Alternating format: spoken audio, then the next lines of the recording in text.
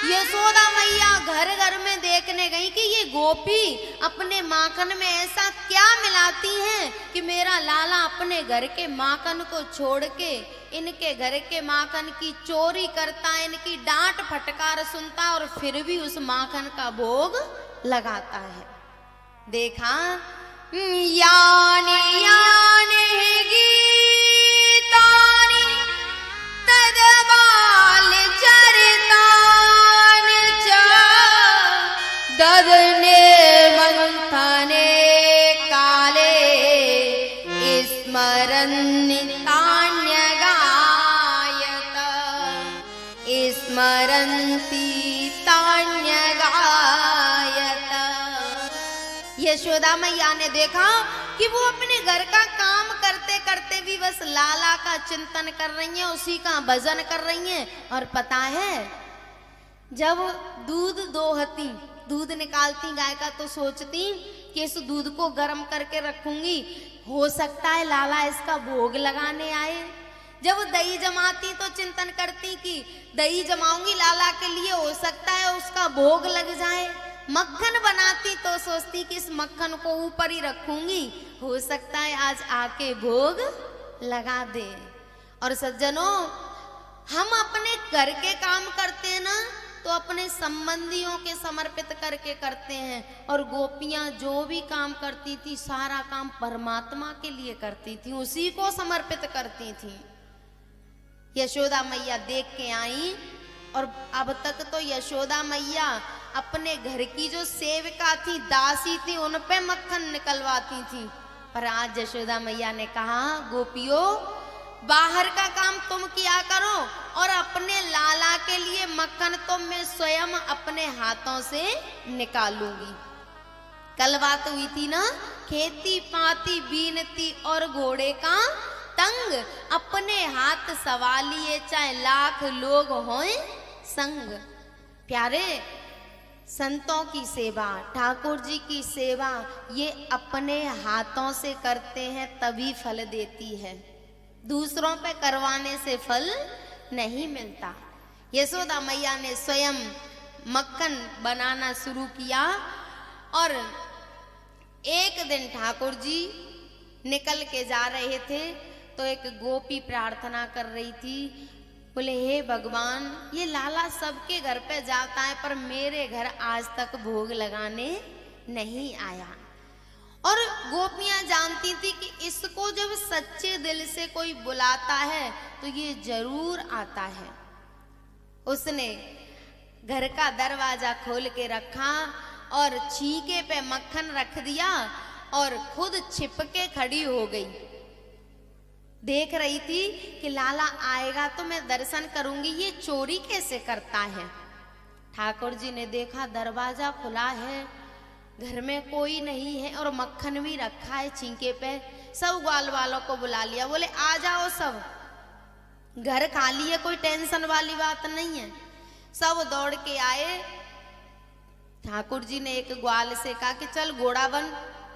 उसको घोड़ा बनाया और उसके ऊपर एक चढ़ गया और उसके ऊपर ठाकुर जी चढ़ गए। एक बिल्डिंग बना ली घोड़ा बन बन के और ऊपर ठाकुर जी चढ़ गए। और एक माखन का लौना लिया और कहा कि नीचे वाले को सबसे पहले दे दो, वो बेचारा सबसे ज्यादा मेहनत कर रहा है। और जैसे ही नीचे वाले के पास माखन गया तो उसको जोर से छींक आई और उनकी बिल्डिंग गिर पड़ी। जो घोड़ा बने थे उनके ऊपर चढ़े सब लुढ़क पुढ़क हो गए। ठाकुर जी लटके रह गए छींके से। अब जैसे ही उस गोपी ने इस दृश्य को देखा तो उसको जोर से हंसी आ गई। ग्वाल वालों को आवाज सुनाई दी।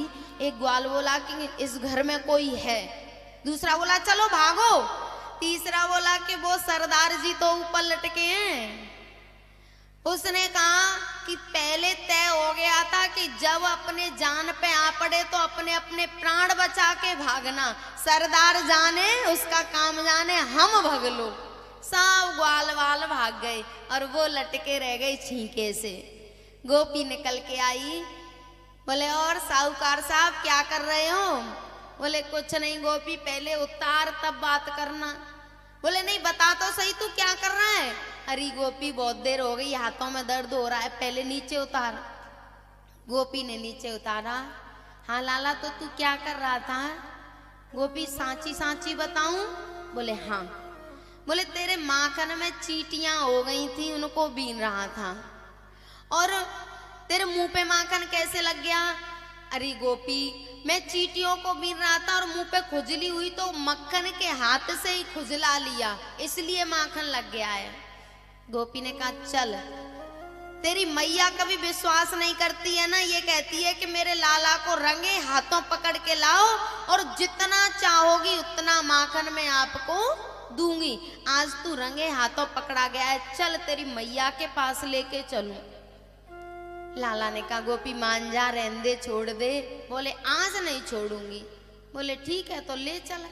अब गोपी ने लंबा घूंघट निकाला और हाथ पकड़ के और बड़ी तानाशाह बन के चली जा रही है कि आज तो रंगे हाथों पकड़ा है ना। चली जा रही थी गोपी।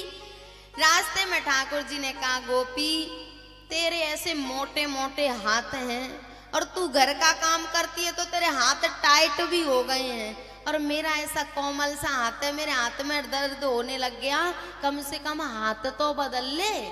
गोपी ने कहा चल, हाथ बदलने में कुछ नहीं है। गोपी ने हाथ बदला और यशोदा मैया के दरवाजे पे पहुंच गई। ए यशोदा! यशोदा मैया निकल के आई। हाँ गोपी, क्यों हल्ला कर रही है? अच्छा, अब तो तू बड़ी भोली बन रही है। वैसे कहती थी कि रंगे हाथों पकड़ के लाना मेरे लाला को और जितना मांगोगी उतना माखन दूंगी, और आज रंगे हाथों पकड़ के लाए तो तू अपने लाला को नहीं पहचान रही? यशोदा मैया ने कहा गोपी, आज तूने भांग तो नहीं खा ली है? बोले मतलब? बोले थोड़ा सा घूंघट उठा और ये देख कि मेरा लाला है कि तेरी सास का लाला है। ठाकुर जी ने जब हाथ बदला ना तो उस गोपी के पति का हाथ उस गोपी के हाथ में पकड़ा के चले गए, खुद भाग गए। अब गोपी ने जब घूंघट खोला तो पसीने आ गए, भागी वहां से छोड़ के और सीधी घर आई। और गोपियां बैठी थी, बोले देखेंगे आज तो बहुत माखन लाएगी, रंगे हाथों पकड़ के ले गई थी। वो गोपी दौड़ती हुई आई तो बोली हाँ क्या हुआ, कितना माखन मिला? उस गोपी ने कहा कि अभी तो कुछ नहीं हुआ, जब हमारे पति देव घर आ जाएंगे तब कुछ होगा, अभी तो कुछ नहीं हुआ है। बोले मतलब? गोपी ने बताया कि वो तो इतना छलिया है, जाने कब उसने मेरे पति का हाथ मेरे हाथ में पकड़ा दिया और खुद भाग गया। अब मेरे पति देव आएंगे तो कुछ ना कुछ होगा। एक गोपी बोली तू पागल थी जो उसको वहां लेके गई, तुझे पता है कि वो कितना छलिया है, फिर भी तू वहां लेके गई। अगर मैं होती ना तो मैं बांधती उसको अपने घर और उसकी मैया की गरज पड़ती तो 100 बार लेने आती, तू क्यों लेके गई उसके घर? गोपी ने कहा बहन, चतुर तो मैं भी कम नहीं थी, पर यदि तुझे उसको देखना है तो तू अपने घर बुला के देख, मैंने तो उससे पंगा लेके देख लिया। बोली हाँ मेरे घर आएगा ना तो मैं तो उसको यहां बांधूंगी अपने घर। भगवान के सीआईडी इंस्पेक्टर रहते थे पूरे ब्रज में, उन्होंने जाके कहा कि फलानी गोपी ने चुनौती दी है कि अगर वो मेरे घर आएगा तो मैं उसको अपने घर बांधूंगी, उसकी मैया को बुलाऊंगी। बोले अच्छा चलो कल उसके ही घर चलना है। और ठाकुर जी आए ग्वाल वालों के साथ और उस गोपी को भी पता था कि पक्का आएगा, चुनौती को तो बड़ी जल्दी स्वीकार करता है, तो उसने भी तैयारी कर ली कि मैं उसके आज जी भर के दर्शन करूंगी। और ठाकुर जी आए, एक पाइप लेके आए छोटी सी, और उसके दूध के मटके में डाल के, जो छीके पे रखी थी मटकी दूध की, उसमें डाल के और पाइप से सब ग्वाल वालों को दूध पिला रहे हैं, खुद भी पी रहे हैं। वो गोपी सोचने लगी कि इसके भगवान ने कितना दिमाग दिया है, कहाँ से किस प्रकार चोरी करनी है सब व्यवस्था कर लेता है। गोपी आई, लाला क्या कर रहा है? बोले कुछ नहीं गोपी, मैं देख रहा था कि तेरा दूध खराब तो नहीं हो गया है।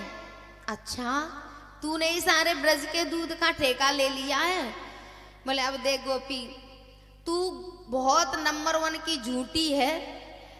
तूने एक बार मेरी मैया से कहा था कि अपना ही घर समझना, कभी आया कर मेरे घर, और मैं तो इसको अपना ही घर समझ के आ गया। मुझे क्या पता है कि तू मेरी मैया से कुछ और कहेगी और अपने घर में बुला के कुछ और कहेगी। मैंने तो अपना ही घर समझा। गोपी ने कहा अच्छा, तुझे अपने घर में और मेरे घर में अंतर पता नहीं चलता, चल अब तुझे मैं बांधूंगी। ठाकुर जी ने कहा गोपी तू मेरी मैया के पास ले चल कल वाली की तरह। बोले नहीं, मैं नहीं लेके जाऊंगी, मैं बांधूंगी तुझे अपने घर और तेरी मैया 100 बार लेने आएगी। बोले ठीक है। गोपी रस्सी लेके और ठाकुर जी को एक खम्भे के पास खड़ा किया और बांधने लगी। ठाकुर जी ने कहा गोपी रुक, तूने कोई गुरु बनाया है? बोले नहीं लाला, मैंने गुरु तो नहीं बनाया। बोले बिना गुरु के इस संसार में कोई मुझे बांध नहीं सकता। अब तू एक काम कर, पहले गुरु बनाने जा और आके मुझे बांधना। गोपी बोली बारे चालाक, मैं तो चली जाऊं गुरु बनाने और तू यहां से भाग जाना। ठाकुर जी ने कहा गोपी मैं वादा करता हूं मैं बिल्कुल नहीं भागूंगा। गोपी ने कहा मैं तेरी इन बातों में आने वाली नहीं हूं, चल खड़ा हो। ठाकुर जी ने कहा गोपी मैं सच बता रहा हूं कि बिना गुरु के मुझे कोई बांध नहीं सकता। हाँ, जब तक तुझे कोई गुरु नहीं मिल रहा तब तक तू मुझे ही गुरु बना ले। गोपी ने कहा हाँ लाला ये सही बात है, तुझे ही गुरु बना लेती हूँ, चल मैं तेरी शिष्य तू मेरा गुरु, मुझे बता कैसे बांधूं। ठाकुर जी ने कहा खम्भे के पास खड़ी हो और रस्सा लेके नीचे 2 गांठ लगाई और गोपी को बांधना शुरू किया। बोले हाथ नीचे कर।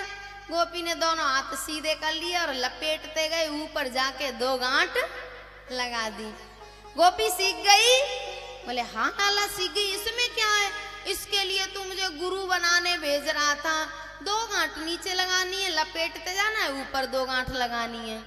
बोले कोई संशय? बोले कोई संशय नहीं है, एकदम सीख गई। बोले देख ले, हम उन गुरुओं में से नहीं है जो अपने शिष्य का संशय दूर नहीं करते। यदि कोई समस्या हो तो पूछ सकती है, एक बार नहीं 1000 बार। बोले नहीं लाला मैं सीख गई, तू तो मुझे खोल, मैं तुझे बांधूं। ठाकुर जी ने कहा मौसी राम राम। गोपी कांप गई, अरे लाला काय की राम राम, मुझे खोल मैं तुझे बांधूं।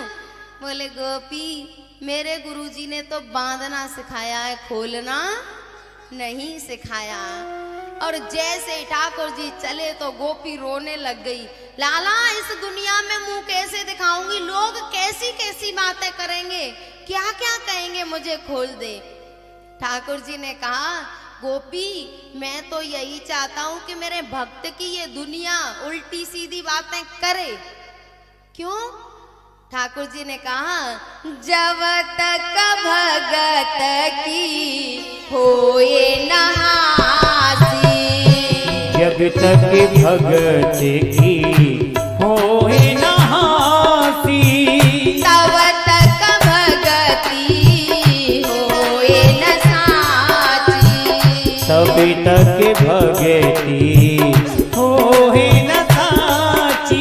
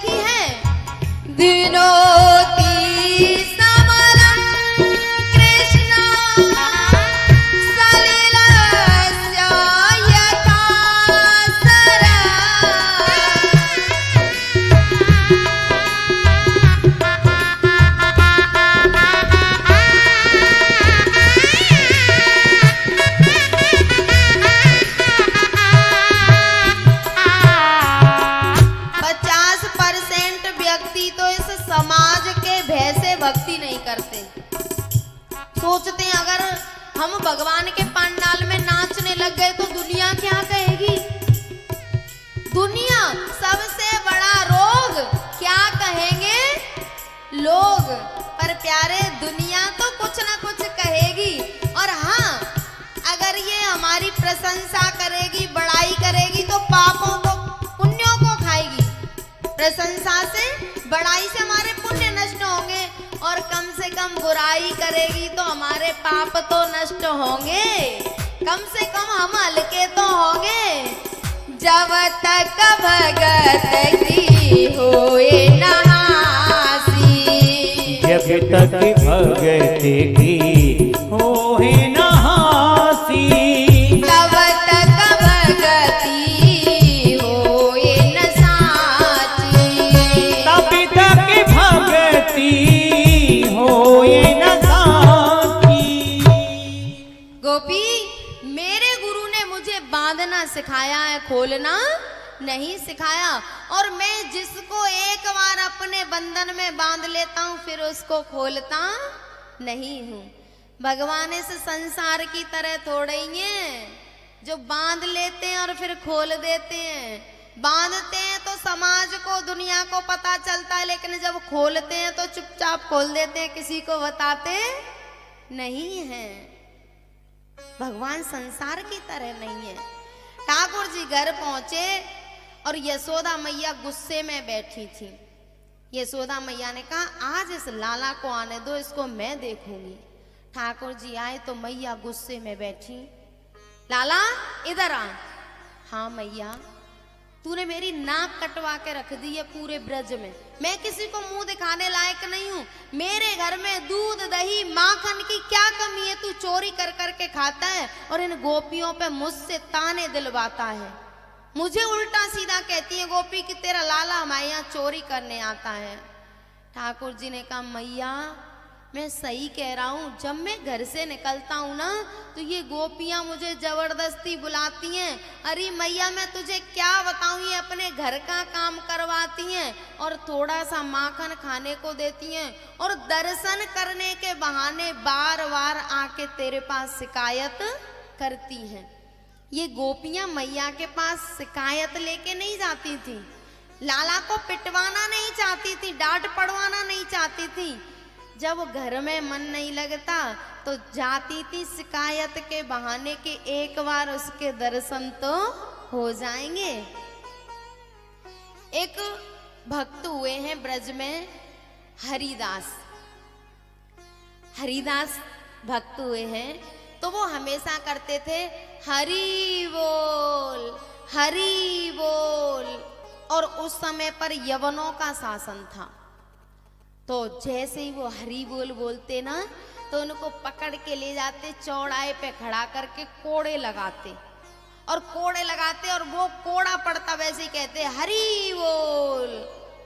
तो किसी संत ने उनसे कहा, बोले हरिदास आप इनके हाथों से इतना पिटते हो, आपको भजन ही करना है तो अपने घर में कर लिया करो, कहीं एकांत में कर लिया करो, और इनके पास क्यों बोलते हो जो आपको इतना बुरी तरह पीटते हैं। उन्होंने कहा, बोले भैया यदि मैं एकांत में भजन करूं तो अकेले मेरा कल्याण होगा, मैं मुक्त होऊंगा, लेकिन ये लोग मुझे मारते तो हैं लेकिन अपने मुंह से हरि का नाम तो बोलते हैं। जब ये गुस्से में मुझसे कहते हैं कि और कहेगा हरि, तो इनके मुंह से हरि तो निकलता है और इनका उद्धार हो जाए। मैं पिटता हूं इस बात का मुझे कोई भी तनाव नहीं है, कोई परेशानी नहीं है। ऐसे ही जो भगवान के भक्त होते हैं ना, जो सही दुख पर छिद्र दुरावा, वंदनीय जेहि जग जस पावा। जो दूसरों की बुराई को छुपाता है और उसकी अच्छाई को सामने लाता है वही तो वंदनीय है, उसी का तो इस संसार में यश होता है।